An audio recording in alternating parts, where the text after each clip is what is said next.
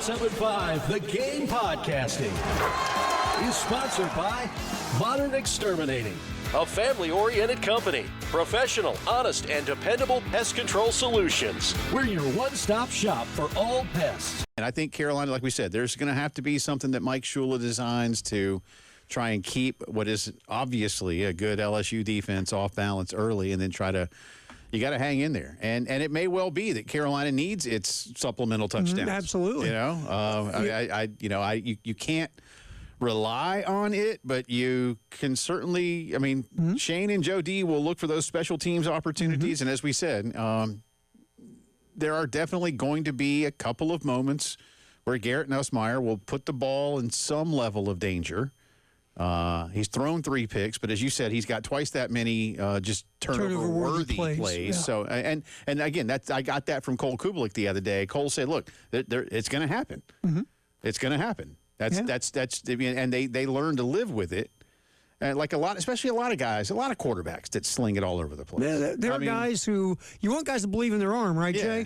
Favre threw a lot of interceptions. And I just think it's the idea. That's one example. At some point, you want to get a guy to where it's a happy medium, right? I think you saw Rattler his last year here, found that happy medium with Dow.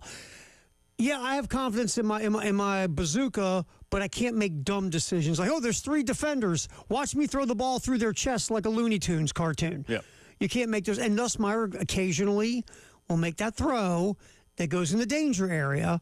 And if you're South Carolina, when he makes that throw or two in this game, you got to take advantage of it. Yeah, every reason to believe that LSU, like South Carolina, will continue to want to establish the run game, even if both of them have not been successful thus far. You don't abandon it completely, no matter what. You still have to give it that try. But, in terms of open field and some things where Carolina, again, a couple of those against Vandy, a couple even certainly against Ahmad Hardy. You gotta bring them to the ground. And the good news is LSU so far this year, their backs have not been breaking a ton of tackles. Durham's only broke a few tackles all year, and their run game has just been a mess.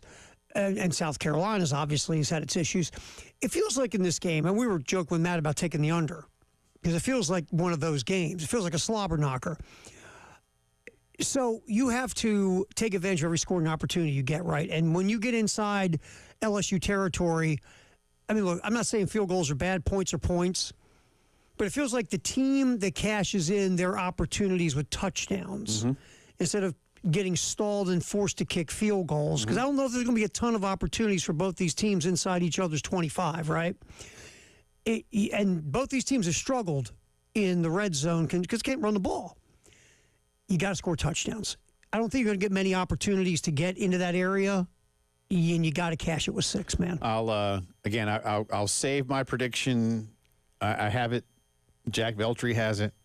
I sent one to Jack, but we'll give it tomorrow. We'll do it tomorrow. But I will tell you as a little tease, a little hint to look ahead to tomorrow, that 2 of the things you just said, the under and field goals, factor heavily into my prediction. It's going to be, again, these are 2 teams who have struggled scoring touchdowns in opposing territory. Yeah.